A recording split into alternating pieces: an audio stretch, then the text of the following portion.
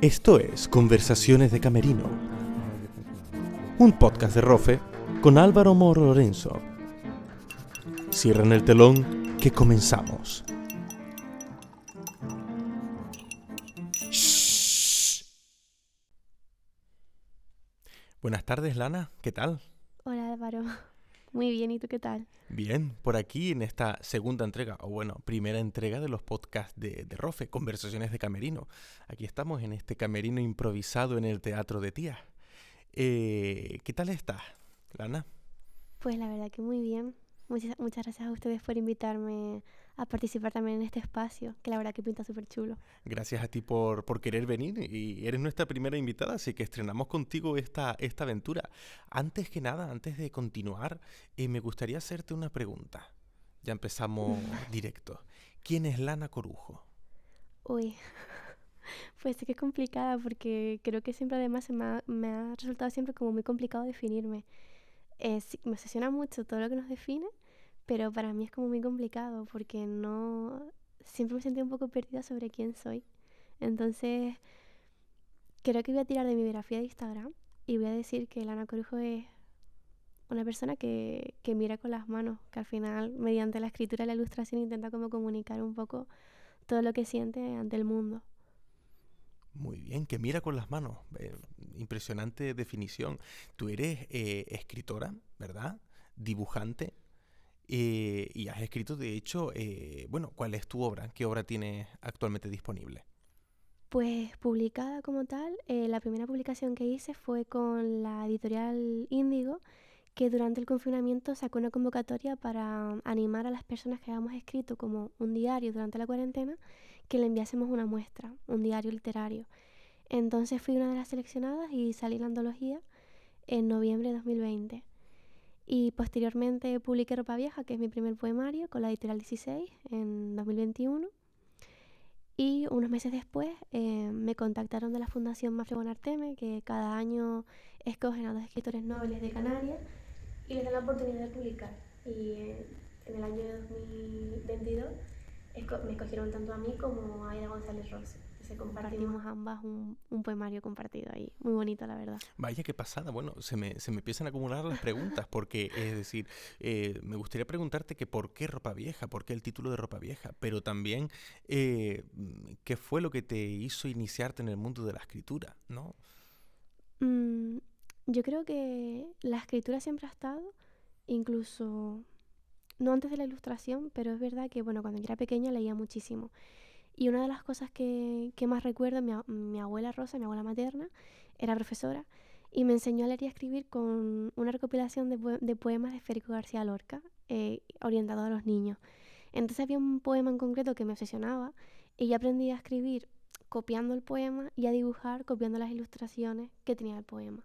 Entonces es verdad que siempre como mi mente han sido cosas que van como muy de la mano. Y cuando era pequeña y ya sabía dibujar, sabía escribir, me gustaba mucho todo lo que fuese contar. Y recuerdo que me encantaba ver episodios de Shin-Chan y yo los transformaba a cómic. Porque como que no me contentaba solamente con el audiovisual, sino que quería tenerlo como plasmado en algo. Y repetía el capítulo, pero seleccionando las viñetas, los diálogos, lo seleccionaba todo. Entonces creo que siempre ha sido como algo muy inherente a mi personalidad y a mi forma de estar como en el mundo. Solamente que es verdad que si la escritura toma forma cuando publicamos, ha llegado como mucho más tarde, después que la ilustración. Y es una cosa muy interesante el hecho que, bueno, que desde pequeña ya sintiese, bueno, esa casi pasión por la ilustración y por la escritura, pero me gustaría también preguntarte si te diste cuenta después que eso era lo tuyo o siempre lo tuviste claro. Es decir, de ese momento en el que tú ya dibujabas y hacías tu propia selección de estos dibujos, ya tenías claro que era lo que querías. No tenerlo claro, sino que nunca te lo tuviste que preguntar. ¿Me explico? Ujú. Yo creo que no. O sea, yo creo que nunca tuve claro que quería ser ilustradora ni nada de eso. Yo, de hecho, yo quería ser o geóloga o astrofísica. Sobre todo porque otra cosa que me obsesionaba de pequeña era entender pues el porqué del universo, el porqué de la Tierra, todo lo que quería. Yo quería, mi mente quería como abrir una ventana y descubrir qué fue lo que pasó. Entonces recuerdo que en la ESO me dijo un profesor, ¿y qué vas a estudiar tú de mayor? Y digo, yo quiero estudiar física y especializarme en astrofísica porque quiero investigar un poco esos misterios del universo y estar un poco más cerca de lo que podamos entender. Y su respuesta me hizo quitar esa idea de mi cabeza. Me dijo que nunca iba a poder obtener esa respuesta. Cierto, es verdad, yo no iba a poder desentrañar nada porque eso es o sea, nos va a llevar al ser humano muchísimos años. Pero no me dijo en plan, puede ser una piedrita que apoye a que en un futuro se pueda saber más. Simplemente me dijo, déjate de tonterías porque no vas a descubrir nada nuevo. Y no sé por qué en ese momento a mí se me quebró algo y dije, se me rompió como la ilusión. Sí. Y entonces simplemente seguí adelante y ya está. Viví también otro proceso que creo que todos lo hemos vivido de la generación de media de los 90, que es que se han generado puestos de trabajo nuevos. Antes sí estaban ilustradores, pero creo que no estaban como tan definidos o eran tan visibles como lo son ahora. Entonces sí que es algo que yo descubrí cuando me fui a Madrid, cuando estuve ya en otros ambientes y cuando todo empezaba como a abrirse ese panorama de las redes sociales, de nuevos empleos y eso. Claro, y bueno, y esto nos lleva casi de lleno al punto central de nuestra entrevista o de nuestra conversación, porque te recuerdo, esto es una Sí, conversación de camerino. Y es, Lana, el hecho de marcharse de las islas, porque al fin y al cabo, ya sea que estudiemos en una isla menor, sin ánimo de decir nada malo sobre esa isla, ya sea Fuerteventura, Lanzarote, o estudiemos en Gran Canaria o en Tenerife, no es lo mismo que estudiar en una ciudad como Madrid, ¿verdad? claro. Es decir, ¿cómo es esa experiencia de trasladarte de tu isla, incluso de encontrarte con un campo tan abierto como es Madrid? Pues la verdad que fue difícil. ¿Tú estudiaste fuera también? Bueno, estudié fuera en una ciudad pequeña, pero sí en Italia, de Pero hecho. saliste de Canarias. Sí, Claro, yo creo que las personas que también, pues, inevitablemente, pues somos de islas menores, no tenemos acceso a la universidad tan fácil como la gente de Tenerife y Gran Canaria. Creo que también no es algo que nos pueda tocar a todo el mundo. Yo siempre voy a decir que tengo el privilegio de haberlo podido hacer porque mis padres pudieron hacer ese esfuerzo de enviarnos a mi hermana y a mí a estudiar fuera, pero no fue como la norma para toda mi clase. De hecho, hubieron amistades que yo perdí por esa diferencia de que unas pudimos y otras no. Y creo que eso sí que es una losa bastante grande con la que Lanzarote y el resto de las menores, pero por lo que yo he ido a Lanzarote, tiene que lidiar porque genera una sensación de fracaso muy grande. Entonces, claro, tú sales, en mi caso me voy a Madrid, y aunque tenía muchas ganas de estar en Madrid, nunca me han asustado los cambios ni las ciudades grandes, porque mis padres también hicieron mucho esfuerzo en siempre sacarnos y no coger el síndrome de la isla, como se llama. claro. Em, para mí fue también como estar demostrando constantemente que me merecía estar ahí, que el esfuerzo que estaba haciendo todo el mundo para que yo pudiese estar ahí estaba siendo útil. Entonces, claro, siempre tienes como otra mochila de tengo que aprobarlo todo, tengo que sacar todo adelante, las mejores calificaciones, intentar conseguir un montón de becas. Y es como estar como en otro punto respecto a tus compañeros. Claro, si ya tenemos poco en la mochila, ya eso es, uno se va cargando cada vez más y más cosas, de más responsabilidades, de más historias con las que hay que cumplir, ¿verdad? Sí, Y bueno, la experiencia madrileña, ¿qué tal? Bien. yo creo que Madrid es una ciudad muy complicada. Es muy Mm, guay, a mí me gustó mucho los años que pasé allí, pero también es muy complicada. La etapa en la que estuve estudiando, yo creo que me adapté bastante bien porque conocí a un montón de gente bastante guay y me dio muchas cosas que, claro, pues que Lanzarote no me podía dar en ese momento. Sobre todo toda esa inquietud cultural, el poder siempre tener un plan que hacer, el estar de aquí para allá, el poder también descubrir nuevas formas de hacer las cosas, el descubrir lo que es la profesión del ilustrador, de la boca de ilustradores que se dedicaban a eso, el tema de la comunicación. Empecé a trabajar en agencias de publicidad, entonces supe lo que es llevar cuentas de marcas que en mi vida a lo mejor había imaginado poder trabajar con ellas, ¿no? claro. Entonces, Por claro, ejemplo, ¿como cuáles? por ejemplo, Toyota, en una de las agencias en las que trabajé, hice un par de proyectos para Toyota, entonces, claro, estaba como, era guay. Y llega un punto en el que como que temes perder eso, porque dices tú, estoy aquí en una ciudad súper grande, trabajando de algo guay, y lo pongo muy entre comillas porque luego acabé detestando ese trabajo. Claro. que es como, no quiero perder esto, porque ¿qué significa perderlo? ¿Volver a Lanzarote y luego qué? Hay como una sombra muy grande sobre lo que es volver a la isla. Claro, y precisamente ahí es el punto donde yo quería llegar. El hecho de volver, porque muchos artistas, muchos amigos, conocidos que conocemos del mundo del arte, ven el hecho de volver a la isla como si fuese una especie de fracaso. Porque después uno se acaba comparando con el que se quedó fuera y está ahora trabajando en el conservatorio de no sé dónde o dando conciertos en tal. Pero ¿cómo afrontas? Es decir, dos preguntas. ¿Cómo afrontaste tú la vuelta? ¿Y qué le dirías a la gente que ha hecho sus carreras fuera y que vuelven? Ya sea porque quieren o porque se ven forzados a volver. Yo al principio me lo tomé un poco mal, porque es verdad que fue después del confinamiento, yo ya estaba como autónoma, y Madrid es muy guay, pero es muy asfixiante, es una ciudad que te exige demasiado y tienes que tener un buen nivel de vida para poder vivir en Madrid en condiciones razonables. Y yo aún así vivía con mi pareja en una habitación en un piso con 6 personas. Madre mía. Entonces, claro, es como, ¿cuándo va a llegar ese momento en el que yo pueda vivir sola, en el que yo pueda tener más autonomía? Madrid te aleja mucho eso. Y luego también con los cambios políticos y todas esas Claro, cosas, aún mucho más complicado.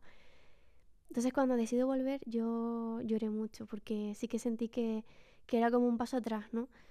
Porque además incluso antes de irte es como, ya todo el mundo da por hecho que tú te vas a ir. Si tienes la oportunidad, te vas a ir. No conozco a nadie que haya rechazado querer irse porque se quiere quedar aquí haciendo algo. Entonces eso ya dice mucho sobre lo que te cargan encima cuando tienes que volver. Luego esa visión cambia, siempre cambia, porque te das cuenta de que Lanzarote ni es la visión de la infancia ni la adolescencia, no es una cosa acotada solamente en eso, sino que las cosas avanzan, llegas y la visión que tú tienes la vuelves a trasladar al territorio. Y yo estoy enamorada de Lanzarote, yo quiero mucho esta isla y quiero mucho a la gente de esta isla. Pero es difícil, ¿sabes? Es difícil y al final también esas cosas te pueden mirar un poco, porque sin duda, aunque ahora es mucho más fácil trabajar de cualquier parte del mundo, si tienes un trabajo en remoto, si tienes profesiones que te permiten trabajar en cualquier parte, si no, estás abogado también al paraguas del turismo, claro. que es otra cosa que también a la gente joven le marca, porque no todos queremos dedicarnos a eso. Y Lanzarote tiene también una economía, un camino económico muy claro, que siempre entra en entredicho un montón de conversaciones, pero creo que también ahí es donde deja un poco de... Claro, y bueno, para eso estamos en conversaciones de camerino, para hablar de esas cosas que no se les puede decir al público, Claro. ¿verdad? Mm. Sí, porque parece incluso, si me dejas reflexionar un poquito sobre lo alto, en alto, que también es una cosa que pasa en Fuerteventura, parece que si yo soy compositor, bueno, yo soy compositor de hecho, me vuelvo a Fuerteventura, pues puedo aplicar mi conocimiento trabajando como compositor para spots publicitarios de hoteles. Mm. Ilustradora, pues haciendo las páginas de los hoteles, ¿no? Parece que está como, casi como si estuviésemos otra vez como esclavos, Sí. ¿verdad? Cuando regresaste también sentías como el sentimiento ese de fracaso, o en tu caso no fue así.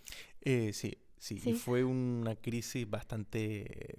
Entré en crisis, de hecho, dije yo, pues yo no sé si volver a estudiar Derecho, porque estuve en un año en Derecho, de estudiar otra cosa, e incluso pensé hasta, si hago farmacia y cosas de esas, porque ¿qué hago aquí? Pero bueno, parece que uno va encontrando, ¿no? El hueco, el sitio donde poder seguir creciendo.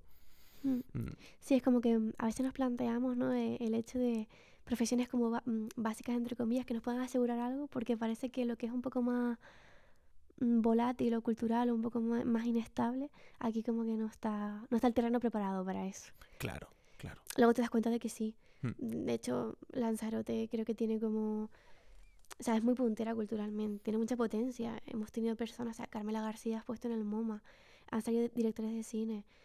Tenemos gente muy guay, lo que pasa que o mucha gente acaba por irse porque es un espacio complicado, o los que hacemos un poco de resistencia, sí que ahora mismo yo creo que el panorama es muy positivo porque creo que hay un montón de personas con ganas de cambiar un poco el status quo cultural de la isla, pero bueno, todos tenemos ciertos límites y una energía que a veces agota.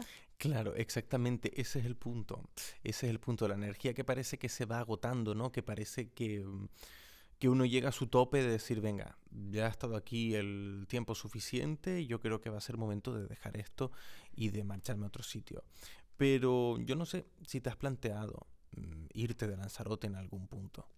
De momento no, de momento estoy bastante contenta aquí, porque es verdad que pese a las complicaciones que a veces surgen, me siento afortunada porque me han permitido pues poder realizar el Festival de Verbena. Ahora, aunque es bajo un encargo, pero el Festival de Órbita. Creo que también hay mucha predisposición ahora mismo de escuchar un poco qué propuestas hay y ayudar en lo posible a que se lleven a cabo. Entonces, en ese sentido, me siento muy afortunada porque eso en Madrid es mucho más complicado. Es más difícil ir con un proyecto y decir, finánciame esto porque creo que es necesario. Aquí es verdad que creo que como que el terreno está más preparado para poder plantar y que al cabo del tiempo acabe creciendo lo que hagamos, ¿no? Lo que pasa es que siempre es un poco eso, que las profesiones creativas son precarias y no siempre podemos estar dispuestos a cobrar a 60 días, esperar si un proyecto sale, si no sale, que si te la tienen el Claro. tiempo, que el presupuesto que te van a pagar al final refleja un mes de trabajo, pero llevas 5 en la cabeza, maquinando y yendo de reunión en reunión. Entonces, claro, Claro, tocando de puerta en puerta a ver sí, si... es buscar un equilibrio constante entre tengo que seguir moviéndome fuera, en el sentido de aunque sea desde mi casa, pero buscar clientes en otro lado del mundo, y mientras el Lanzarote. Entonces, a veces es como complicado encontrar ese equilibrio. Claro, al fin y al cabo todo se resume en una búsqueda, ¿verdad? Sí. En una búsqueda constante tanto de uno mismo, o a veces no, hay artistas incluso que no se quieren encontrar, ¿verdad? Mm, Que rehuyen a ese denominarse de alguna manera, pero sí es cierto que también estamos muchas veces, el mundo de hoy en día nos ha puesto un poco entre la espada y en la pared, ¿verdad? Entre ser efectivos económicamente y ser efectivos artísticamente. Eso es sí. un problema muy grave, ¿verdad? Sí, es que también hay mucha ansiedad. O sea, hay mucha ansiedad. Yo tengo mucha ansiedad porque muchas veces pienso, ¿cuándo será el momento en el que tenga estabilidad económica? En el que me pueda permitir comprarme una casa, en el que pueda alcanzar como esa vida adulta que en algún momento nos prometieron. Y entiendo también todas las dinámicas, las crisis que hay, todo eso que hay, pero es verdad que también somos una generación que no me gusta nada cuando la denomino generación de cristal porque creo que no es ver realmente el contexto que estamos viviendo todos, pero se junta mucho más incluso que estamos en una isla acotada en tiempo, o sea, en espacio, en un modelo que parece no avanzar y que al final también lo de la energía viene por todas las luchas a las que estamos también abiertos, ¿no? Por ejemplo, en mi caso, pienso, tengo que luchar contra la precariedad laboral, tengo que luchar como feminista ante actitudes machistas, que eso también desgasta. Tengo que luchar por hacerme hueco, tengo que luchar porque la cultura de arte sea más accesible, tengo que luchar por que haya más conciencia de clase. Al final estás como luchando como con varios frentes en varios frentes a la vez y eso llega a un punto en el que te sale el icono de carga, por favor. Sí, de luchar contra viento y marea constantemente, desde que te levantas Mm, hasta que te acuestas. También luchar muchas veces en contra de muchos entes, no vamos a decir políticos. No, eso no, no he dicho esa palabra. No ha surgido en conversaciones de camerino. Pero sí con muchos entes también, incluso. Y también el hecho, ahora, llevando la conversación por otros derroteros, puede ser incluso que el hecho de estar en una isla menor, porque me suele pasar también a mí en Fuerteventura, parece que hay carencia de determinadas entidades que hacen que se pueda dar un trato profesional mm, artísticamente y que se trate al artista como la persona de valor que es, ¿no? sí, Mm. de hecho ahí queda mucho camino, pero pienso que al final las luchas tienen que ser colectivas y para nada individuales, porque al final, por ejemplo, todo lo que yo pueda discutir en una reunión ajustando un presupuesto digno para un ilustrador, que aunque lo cobre yo, estoy ayudando a otros compis de profesión a que cuando tengan que lidiar con esa situación ya haya como un precio justo. Mm. Y sobre todo también comunicarnos mucho entre nosotros, porque me niego mucho a ver esto como algo de jugar por ocupar como, es como el juego de la silla, ¿no? A ver quién es el que queda en pie y se va del juego, ¿no? Pienso que al final hay espacio para todos y a veces también nos empecinamos mucho como en establecer como como bandos. Y eso lo veo muchísimo aquí. Yo, por ejemplo, a mí me da pena no tener como tan clara o tener como tan al día a día la situación en Fuerteventura. A veces me cuesta llegar hasta ella, ¿no? Y pienso que al final, siendo islas tan vecinas que podríamos generar tantos puentes y tantas cosas en común, a veces esa información cuesta que pase de una isla a otra, si no son como agentes como tú o como María Valerón que se encargan de compartirlo, pero no sé, me da un poquito de pena. Claro, sí, sí, eso es totalmente cierto. Y ya pasa incluso adentro de la isla. Ya pasa incluso el hecho de que muchos artistas entre sí no se conocen. Yo, por ejemplo, cuando llegué a Fuerteventura, si me permites hablar de la situación mía personal, una vez llego a Fuerteventura yo pensaba que solo habíamos dos compositoras en la isla. Pero después, con el tiempo, fui descubriendo a otros genios, a otras personas que estaban completamente desapercibidas. Y parece que falta como una voz Mm. que les dé realce, que diga, mira, esta gente está aquí, puede hacer esto. Y al fin y al cabo, parece que están todos en que están todos en Tenerife y en Gran Canaria, ¿verdad? Si Sí, queremos encontrar un compositor, tenemos que irnos a Tenerife, a Gran Canaria. Una ilustradora a Tenerife, Gran Canaria, porque Lanzarote no hay, ¿verdad? ya. Y luego te encuentras, o sea, te sorprende la cantidad de gente que hay y el pensamiento tonto de decir, ay, hay más gente con la que tengo cosas en común y es como, no, por Dios, obviamente las hay. Lo que pasa es que al final la manera de llegar a ella a veces es un poco complicada. Yo sí que me siento bastante optimista porque creo que las cosas están cambiando un poquito, o sea, poquito a poco, pero es verdad que yo lo planteo todo como una lucha común y el mismo objetivo, porque cuando mejoran las condiciones para una persona, mejoran para todas. Claro, sí, cierto. Aunque también hay entes culturales, artistas, de los cuales yo no sé el nombre ahora, podría intuirlo, pero no lo sé. Eh, que actúan de manera individual. Yo siempre he pensado que a lo mejor esa manera es una manera un tanto errónea, porque desde el punto de vista de otro tipo de profesiones a lo mejor sí lo entendería, pero si yo como artista no confío en otros músicos o no llamo a determinadas personas de otros campos, me quedo, pierdo la esencia de mi trabajo, ¿verdad? Mm, Y la esencia del tuyo de colaborar con otras claro. personas. Además que es que, como siempre, no voy a quitar la importancia de la realidad económica, de que cada uno quiere cobrar su sueldo y cada uno quiere poder construir su vida de la mejor manera que pueda. Pero también ocurre otra cosa, y es que, al menos en Lanzarote, se trabaja mucho con dinero público, porque son las instituciones, al no haber tanto sector privado que, ben- que beneficie o que dé dinero a actividades o cosas, lo hace casi todo el cabildo o los ayuntamientos. Entonces yo pienso que cuando hay dinero público de por medio, hay un compromiso que nosotros como artistas tenemos que adquirir, que es que está muy bien que se nos pague por nuestro trabajo, eso siempre, pero tiene que haber otro motor, que quiere decir que es el cariño y la implicación con la que tú vas a generar algo que vaya a llegar a la sociedad de Lanzarote. O sea, no hay que dejar eso nunca al lado. Entonces ahí es cuando hay que dejar a un lado los egos, las luchas y las cosas, porque al final no podemos tampoco ser como sanguijuelas que queremos pegarnos al cabildo para poder vivir y vivir y vivir. No, porque eso ya, Exactamente. o sea, es otra cosa, todo esto es otra cosa y no podemos ser así de egoístas porque ese compromiso es el que yo siempre digo que hay que tener siempre en mente, sobre todo y más cuando hay dinero público con el que estamos trabajando. Claro, claro. Un discurso muy interesante y es realmente que tendríamos que ir trabajando en esa línea, ¿verdad? Lo que has comentado ahora de no vivir como sanguijuelas al fin y al cabo, porque después corremos el riesgo de que nuestra obra artística, incluso la tuya, la mía, si seguimos de esa manera, sea una cosa demagógica, ¿verdad? Claro, y es verdad que las instituciones públicas tienen el deber, desde mi punto de vista, de participar y de favorecer que ciertas actividades se lleven a cabo. Em, pero bueno, creo que también hay que hacerlo con un poco de cabeza y no generar como nuevas élites ni ser endogámicos, porque eso solamente va a ir en contra nuestra, aunque no sea ahora, lo va a hacer después. Y creo que al final lo rico y lo valioso es, primero, poder inspirar a personas más jóvenes que se ven en nosotros y que quieran seguir participando en ese tejido y pasar el relevo. Hmm. Que César Manrique, aunque su discurso muchas veces haya sido un poco trabajado de las maneras que más nos haya convenido, él siempre hablaba del relevo generacional, ¿no? De la importancia que es que que las cosas pasen por generaciones y que todo siga como una cadenita en la que cada uno vaya aportando. Creo que eso durante un tiempo se perdió y me da Claro, pena. es la genética al fin y al cabo, es como la genética, ¿verdad? Sí, La constante transformación, la perpetuación de nosotros a través de las nuevas generaciones, ¿verdad?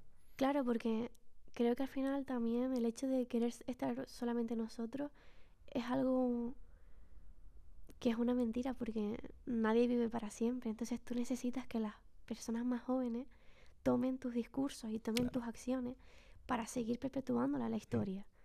Pero si eso no lo consigues, tu historia va a morir. En cuanto tú claro, mueras, tu discurso y todo lo que has hecho se va a ir contigo. claro. Aunque yo no estoy de acuerdo contigo con eso que dices que todos nos vamos a morir, porque yo siempre he dicho que yo no me voy a morir. A mí Bueno, me van a congelar. ah, Y el día de mañana, en vez de pagar una hipoteca, voy a pagar a una empresa para que me criogenice. bueno, esto es un poco fuera de contexto, pero es que como falleció la reina de Inglaterra ayer, leí que su marido, que falleció el año pasado, lo tienen congelado desde hace un año para poder enterrarlo ahora los dos juntos. Me Ah, pareció ¿en muy curioso. serio? Ah, vaya, mira, qué O sea, que se bien. puede hacer, ¿eh? Bueno, Se pero lo puede tienen hacer. congelado, no criogenizado, ¿no? Ah, no, eso Eso no. no se sabe. No, Y a eso lo no. mejor ella también. Tienen como una sala donde hay un montón de reyes o personas de la monarquía congeladas. Ah, todas congeladas. Sí, es una sala específicamente para eso. Ah, mira, qué bien, estupendo. En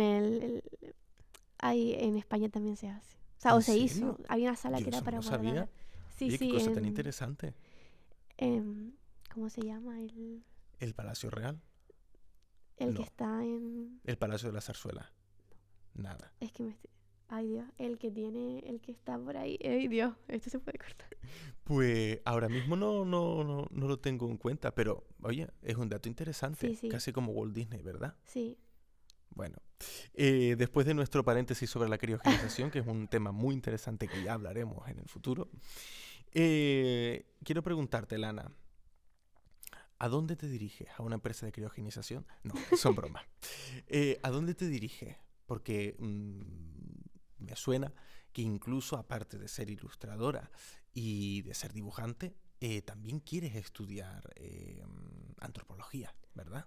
Sí, Versito, si todo va bien, el próximo año sí me gustaría estudiar Mm, antropología por la UNED, porque es algo que me llama mucho la atención, porque siempre, o sea, yo empecé una carrera de comunicación audiovisual en Madrid y la dejé al segundo año, la dejé porque sentía que la academia en ese momento como que no iba conmigo, tenía muy claro que quería estar en la escuela de arte, pero nunca he renegado de la academia como tal. Y es verdad que ahora mismo es como, mi mente está como tan inquieta en el sentido de que quiere aprender como nuevas cosas que ahora siento como que es el momento de poder absorber como conocimientos nuevos para poder aplicarlo. Aún no sé como de qué manera exacta, pero me apetece mucho sobre todo porque en un principio me hubiese gustado estudiar literatura comparada, que es mm, como la carrera que me gustaría hacer, pero no la ofertan online y no me claro, voy a ir de Lanzarote ahora mismo. Entonces mi claro. idea es hacer antropología y luego sí hacer un máster en literatura comparada y poder aplicar esos conocimientos. Qué interesante, Lana. Lo que me comentas, bueno, lo que comentas aquí también a nuestro oyente, es una cosa bastante interesante, como todo lo que has comentado hasta ahora, pero porque pone sobre la mesa el hecho de que tú seas ilustradora, que seas dibujante, no quiere decir que no te puedas incluso formar en otras cosas y que todo ello pueda hacerse como una especie de potaje, ¿no? Y Mm. pueda dar lugar a otra cosa, es decir, una búsqueda de conocimientos de aquí y de allá para yo querer expresar determinadas cosas, ¿no? Porque muchas veces he visto y dicen muchos profesores la palabra de céntrate, céntrate, céntrate. Eso a veces está muy feo, ¿verdad? Sí, yo sí que es verdad que a mí, mi abuela siempre me decía que yo era como un cachorrito que se caía del tiesto, o sea, que iba siempre fuera del tiesto, porque no me gustaba mucho como seguir como los caminos establecidos. Y es verdad que durante mucho tiempo fui como la niña perfecta de calificaciones altas, siempre atenta en clase, y me gustaba porque me gustaba hacerlo, es decir, me gustaba poder ser, Excelente. sí, o complaciente, depende de Bueno, cómo se claro, pueda antes. Mm, pero cuando ya tuve irme a Madrid a estudiar fuera y desligarme a lo mejor de mis padres, que no digo que mis padres hayan sido esos agentes, pero el hecho de verte tú sola y tener que gestionarte tú sola algunas de las cosas, sí que me hizo ver que era lo que encajaba conmigo en ese momento y que no. Y una carrera de humanidades o de algo mucho más de investigar y de aprender, no era lo que yo quería en ese momento. Yo quería hacer, yo quería algo como mucho más práctico. Por eso me metí en la escuela de arte y por eso empecé a trabajar inmediatamente después. Y yo considero que lo que me ha dado gran bagaje profesional es porque aprendí trabajando. Y eso no lo cambié por nada porque yo pienso que sí que me ha llevado a donde estoy ahora. Y es ahora cuando me apetece pues estudiar, porque pienso que siempre hay tiempo para todo eso al principio, que cada uno va viendo los tiempos. Hay personas que terminan la carrera y dicen no voy a estudiar más nunca en la vida. Perfecto. Hmm. Yo lo he hecho de otra manera. También hay otras personas que conozco que han estudiado segundas carreras después o terceras o la primera. Y me gusta mucho porque creo que es importante romper con esa idea de hay como un camino único para todo el mundo y al final Claro, un camino eso, único para todo el eso mundo, es mentira. ciertamente. Hay que romper con mucho, ¿verdad, Lana? Nos queda mucho por trabajar. Claro, Estigmas incluso sí. de... Tú tienes que empezar la carrera con los 18 años y a los 20 y tantos tienes que trabajar. Lo que viene siendo estudiar después de los 30, eso está mal.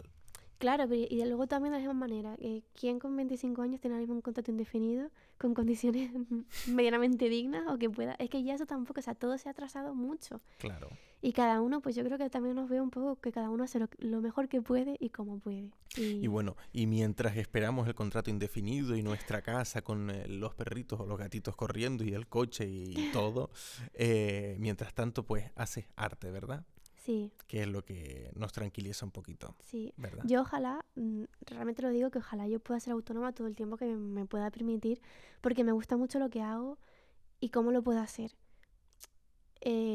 Aunque eso nunca me lleve a tener la casita con los perritos, pero sí que quiero, y quiero para todo el mundo, como hacer una mínima dignidad en la que todos podamos vivir sin estar siempre como con el agua al cuello y... Claro. Porque bueno, eso también ya da por otro tema, pero el tema de los autónomos en este país Madre mía, bueno, es es que has como dado con para, el tema. como para llorar. Exactamente, sí, sí, sí, sí. De hecho, mi madre ha sido siempre autónoma y ahora mismo también me tengo que ver obligado a ser autónomo y es como, madre mía. El otro día decía, no, yo te voy a tener mi sueldo bien. Y me dice, no, no, pero tienes que deducir esto y tienes que descontar y tal. Y yo, ¿cómo? Pues nada. Sí, sí, sí, yo pienso que también en los institutos yo pienso, nos tendría que haber enseñado un poquito más sobre todo eso.